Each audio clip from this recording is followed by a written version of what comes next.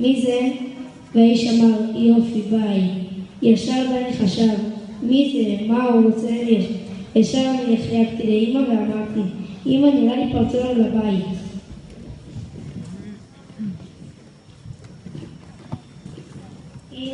אמא אמרה, הכל בסדר, אין לי מה לפחד.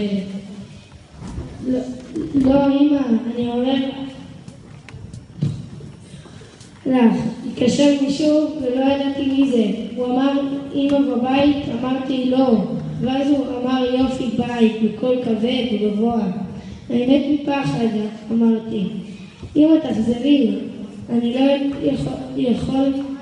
יכולה עוד שעה וחצי. היה שעה 12 בלילה, ואני בכיתי. חצי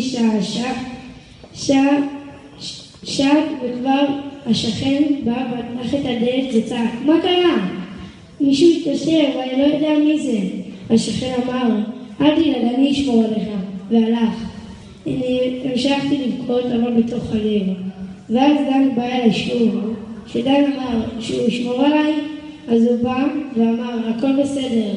יש, תודה שהגעת דן.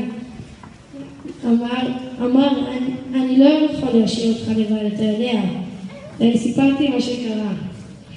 הוא אמר, סתם אנשים שניסו לעבוד אליך. והלכנו לחדר.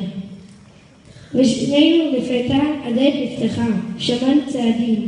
אני ירדתי למטה וראיתי מחבל עם אקדח וסכין, וכיוון את האקדח לכיווני, ואמר, תרים ידיים.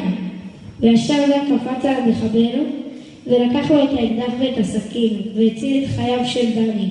ורן התקשר למשטרה, ואני ורן ראינו את ניידות כמו בסרטים. ישר אמא שלי חזרה, ואני רצתי אל אמא שלי, וחיבקתי אותה כל כך חזק, ואמרתי, אמא, אני אוהב אותך. מאז אנחנו כל החיים החברים הכי טובים.